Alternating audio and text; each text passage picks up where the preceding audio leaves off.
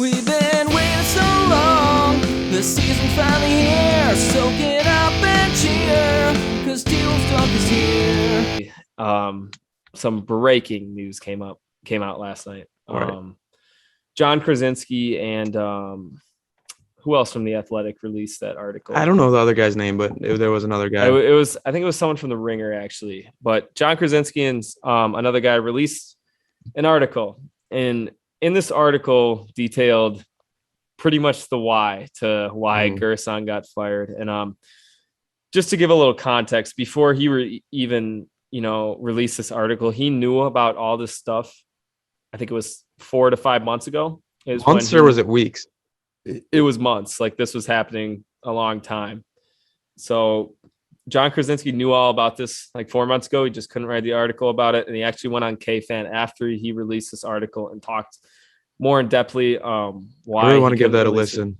Yeah. I haven't listened to it yet. I love K-Fan. Even if you guys don't have an Athletic subscription or you don't listen to the Fan, the Fan definitely posted on their website. And if you guys want to go look at that Athletic article, I'm not like promoting this at all, but if you guys go to the Timberwolves Reddit, you guys can see bits and pieces of it and why, but we'll try our best to explain it right now.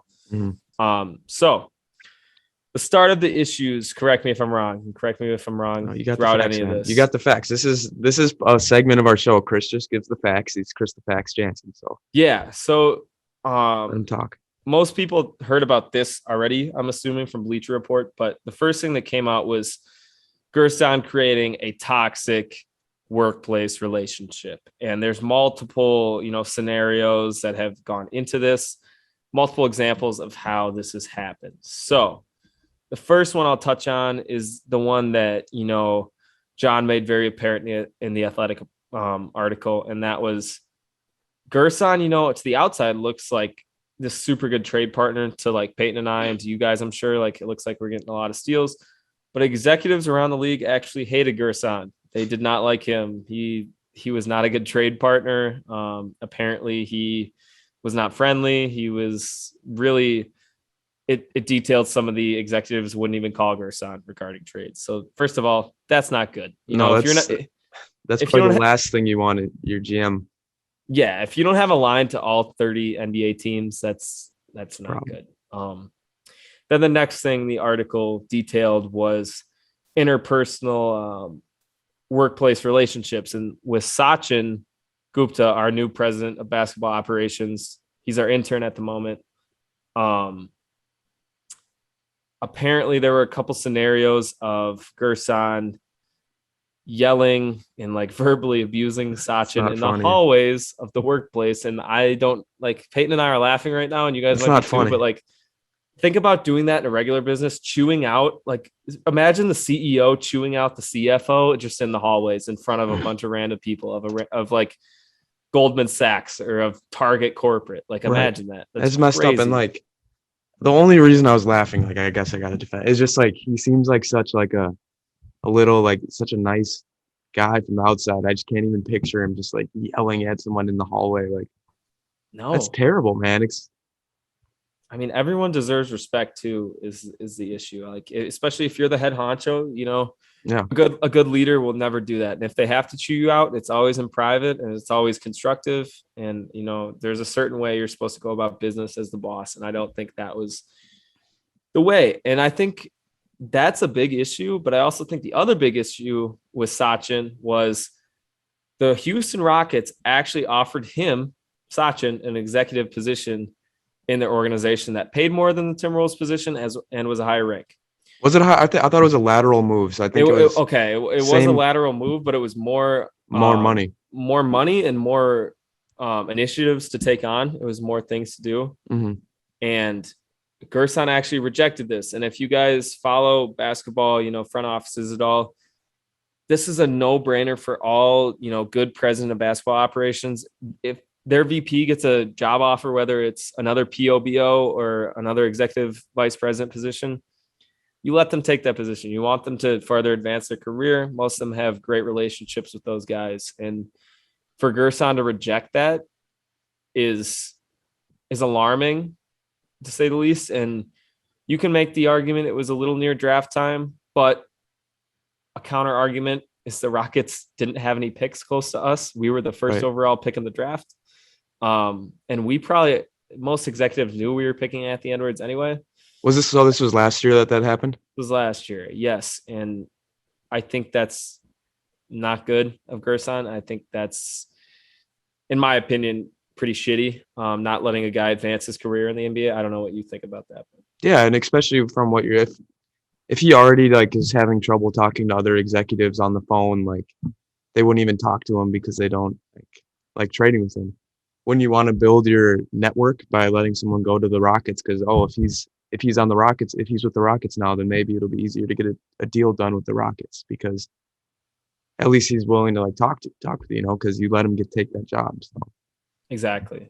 So that was the kind of the big second pillar, I believe, of the toxic work relationship. And the other one, probably the third one, the most important that affected the most people, is during draft time, Gerson would ask some of those Timberwolves executives, the scouting department, analytics, all those guys, to do more work than a usual analytic or executive vice president or any of those front office positions would normally do.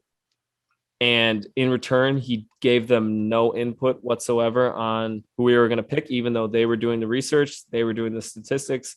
They were practically making the decision for Gerson. He didn't give them any leeway in the final say. And especially the big one was Sachin, who, if you guys don't know, Sachin he was supposed to be the Kings' next president of basketball operations, but the Kings made a super surprise move and hired another president of basketball operations. Everyone predicted it was going to be Sachin. He's like, if there's free agents right now, he's like the number one free agent for president of basketball operations job. He's super awesome. I hope we keep him. I hope he's not just our intern. Well, isn't that a crazy story that he goes from getting yelled at by Gerson to taking his job?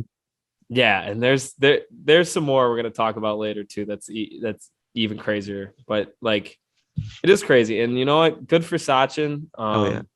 Persevered through that. You know a fun fact about Sachin? Go ahead. He's the guy who created the trade generator website. And that's awesome. That's so cool. And the other thing is too, did you see he is actually an MIT master's graduate in computer science, and he worked his way to this position, which I think is really cool. Yeah. So I'm really excited to have him. But nonetheless, I think the big issue was also Sachin had no say in who we were drafting, and he is the main analytic guy. If you guys didn't know, right. He's a comp sci major. He does a lot of statistics. He's a math guy. So it's kind of like it was a dictatorship. Yes. It was definitely a toxic dictatorship culture. Yes. Yeah. I 100% agree. So those are the main issues of the toxic relationship. And then we get into the juice that I'm sure all you guys came for. The apparent affair. Before I even go into this, should we release the name? Yeah. I mean, why not? Everyone, it's all over the place. And it's not 100% confirmed. It's just what the facts that we know are that there was a Timberwolves employee that was also removed from the website. Yeah. So if you guys looked at Twitter or whatever, Bree Bauer, I think she was VP of Communications. Yep. She was also removed from the Timberwolves website at the same time as Gerson. So that kind of, I mean, it's not 100% sure, but yeah. This goes to say that probably that was, the female that he was having an affair with. And I think the main point I wanted to make throughout this is I saw a lot of people saying that like, oh, we fired Gerson for having an affair. We just fired Gerson for having an affair when A-Rod has had multiple affairs. Right. Listen to this. I'm the CEO of Amazon. I'm Jeff Bezos. Wow, that's that's a big quote, right? Yeah, I'm Jeff Bezos. Bezos. I have a wife. I cheat on my wife with the CFO of Amazon. Mm-hmm. Do I deserve to get fired from Amazon? Probably. Well, yeah. There's a difference between cheating on someone within a company as the head honcho than there is with cheating on somebody outside of the company.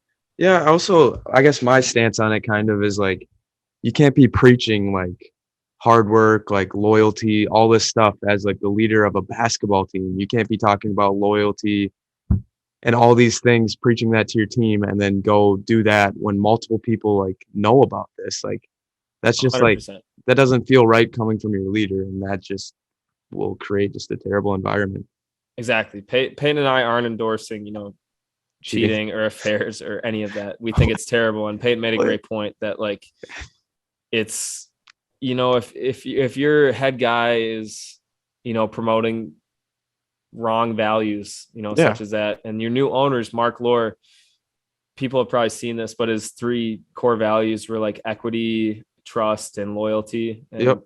that's the reason he got fired, was because I think trust and loyalty both are. He's checking those. He's not checking those boxes by doing that. Exactly. And to make things even dumber, the news that like just came out, I think a few hours ago, we didn't even know this until today, is Gerson rented out a press box at a Minnesota United soccer game a couple weeks ago. And he brought Bree Bauer to the box along with players and staff. And there's photos of him online. You guys can actually, I think Bleacher Report posted these. There's no way, really? I don't know if Bleacher Report posted them. I saw them on the internet, but he was kissing her in the press box. God. So to be even stupider, I guess stupider is not even a word, but that's just the definition of stupid. You're just digging, like, it's just meant to happen. I'm so glad it happened, and I apologize in advance, Glenn, because Peyton and I are both guilty of this. We kind of, we didn't do it as much as other Timberwolves fans, but we were like, this is kind of stupid. Like, why do we do this? Because Chris is one of the, like, I guess before yesterday, Chris is one of the biggest Gerson, like, we were even talking about this last podcast. We're like, we trust the process. Oh, yeah. I don't trust the process anymore.